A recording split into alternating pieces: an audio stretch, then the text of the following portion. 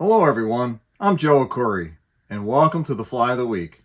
For this episode, episode 48, I'll be tying the Early Black Stonefly Nymph. The Early Black Stoneflies typically start hatching around the third week of February and lasting until, maybe the second week of April, at least in my neck of the woods. But fishing this nymph through that period of hatching can be a fantastic experience, and I highly recommend you adding this nymph to your arsenal of flies. So, without further ado, let's get started. All right, guys, here we go. The Early Black Stonefly Nymph.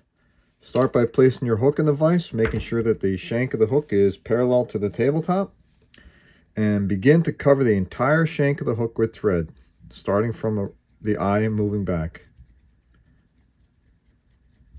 Once you hit that sweet spot where the shank and the curve of the hook meet, that's it right there, man. That's where we're going to put the tails.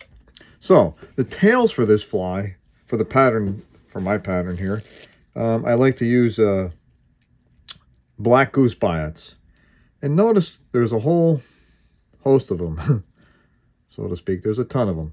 But take notice that at the base of the section of the group of turkey biots here, they're bigger on the bottom, or wider and longer. And as you progress up the top of the feather or the section of this quill, they get skinnier and skinnier.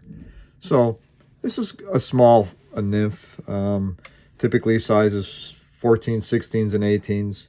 So I'm going to select, and I'm eyeballing it, select, the finer Goose Biots as opposed to the much thicker and larger Goose Biots. Now the thicker and largers would be used for bigger hooks, and as you go up the section of Goose Biot, you'll find the finer ones. So I'm going to select 2 of those, and then I'm going to take one at a time. And there's a slight curve to these. I don't know if the camera's picking it up. It kind of curves, and I want to use them. I want the curve going out. So the length of the tail, the Goose Biot, is going to be approximately half the shank of the hook. So I'm going to just pop that in place there in that sweet spot that we determined earlier, where the shank of the hook meet and the curve. I'll lock that one in. And I'm going to repeat the process for the second one. I'm going to take notice of that slight curve, and it's pretty subtle. You can kind of see it there. We're going to do the same to the other side. We got to make sure they're evened up. I kind of use my scissors to help eyeball it. That looks pretty close. And loose wrap of thread, and there you have it. There's your tails. Let me just finish securing the remainder of that section. All right, so I'm going to return the thread back to the tails. I have 2 evenly spaced tails, as you can see. Come out pretty nice. Now, the next section, or material we're going to place on this fly, is real fine silver wire. I'm going to use that for the ribbing. So I'm going to attach that in right up against the tails. You could attach it to the side or the top. I prefer the side. And lock that in. Right up against the tails, that's important. Put that in your material clip. So now, I like to put a cover. The next step is the abdomen. The abdomen is going to comprise of approximately 75% of the hook shank. And I'm going to use this goose quill section. I'm going to take a section approximately equal to 3/4 of the gap of the hook. And I use my scissors to kind of judge it. And I cut that section off the stem, off the quill. And there's my section. There's the side that the goose shows us, and there's an underside to that as well. We're going to tie, these are the natural ends of the goose quill. This is the cut end that I just cut. So we're going to attach the natural ends, the underside, facing up. So we're going to carefully tie that in up against the tails as well, and wrap that all the way up the shank of the hook. And clip off any excess. Now, let's review. We have our two tails. We have our silver wire for our ribbing. And we put in our abdomen case, so to speak, or covering. Now it's time to build the abdomen. The abdomen is going to be made from my black Hare's ear blend.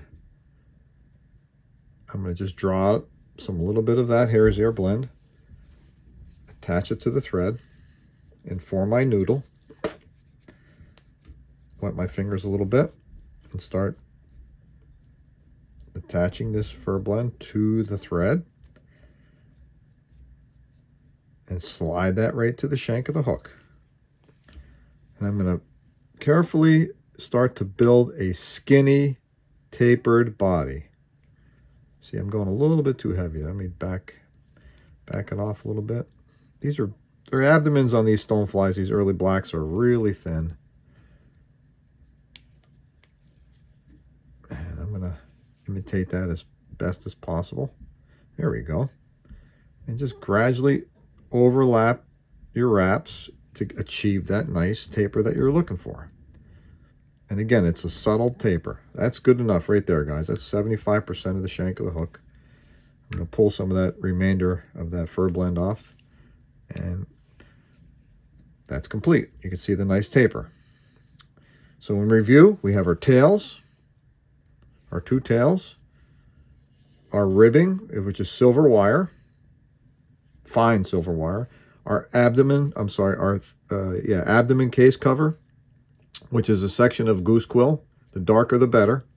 We have our abdomen underbody, which is my fur blend, Hare's ear black. Now I'm going to fold this case directly over the top and center it over the abdomen. And lock that in with 8 or 10 wraps. So there's our covering, which distinguishes the dub body and the casing on top. Now I'm going to grab my very fine wire and start making at least 5 or 6 equally spaced wraps or segmentations for this stonefly nymph. It's looking good. We were trying to keep them as even as possible.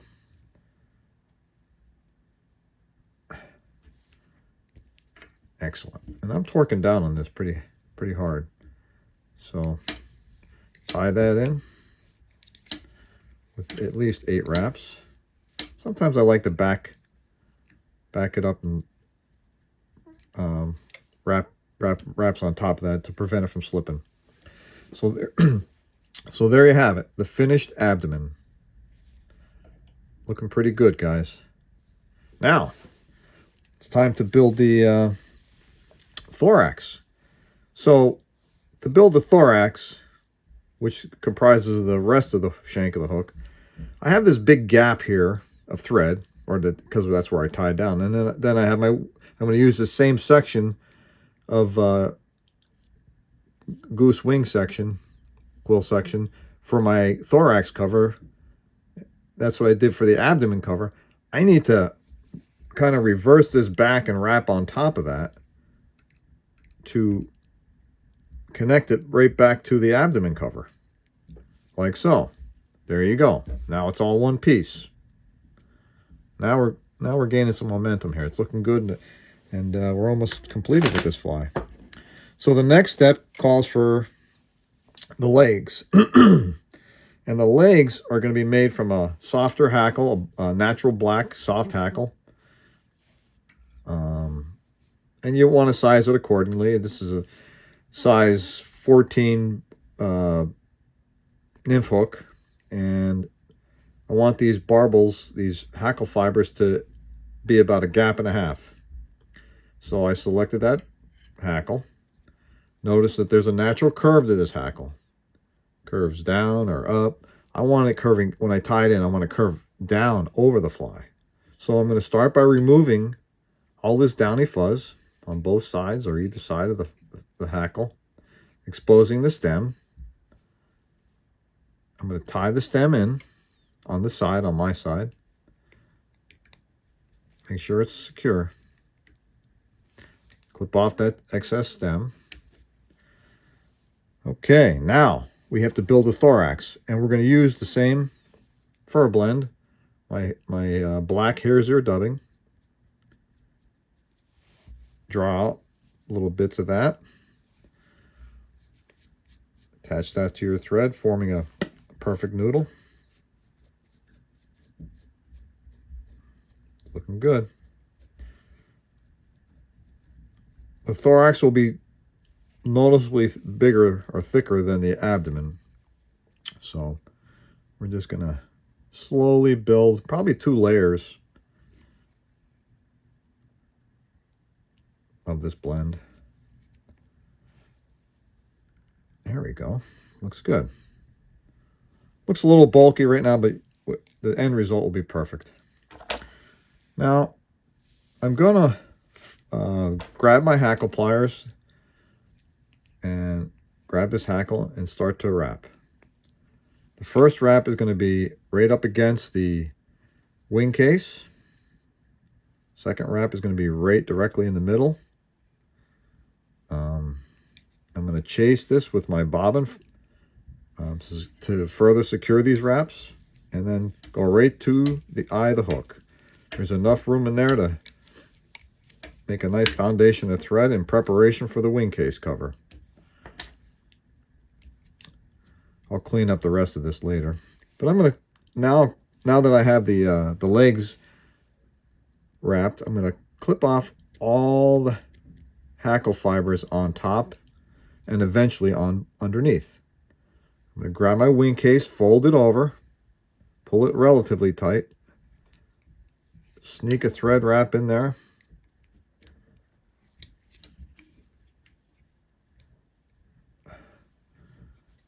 Let's see what we got here. Looking good. There we are so far. We have our tails, our abdomen built, our segmentation made out of fine silver wire. We have our wing case cover for our thorax. The thorax is built. Here's our legs, and pretty much now all we have to do is clip this off. But I'm going to add a little pinchers to this, real tiny ones. I'm going to take a section of each side with my scissors. There we go. Just kind of draw them to the side and pull up my wing case, clip that off, and now I'm left with 2 long whiskers or pinchers. I'm gonna finish with my finishing knot.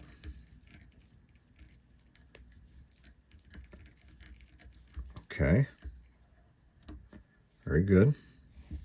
Clip off the thread, pull these pinchers forward, kind of just get close, and kind of gives a nice little look there. Okay, now we're not done yet. The fly has, perfect proportion, so now I want to bring a little life to this fly. I'm going to just draw out a lot of that fur blend carefully in between the wraps of thread. I don't want to create any problems there with cutting the stem with my sharp needle here. I'm just going to tease out the fur blend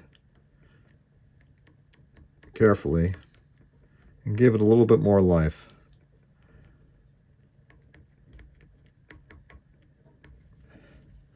So now earlier I told you I would clip off the hackle fibers on the bottom, and there we go. They're gone. And now I'm just going to dress it up.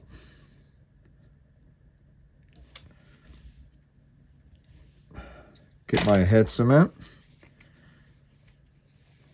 Give it a coating. Let me just...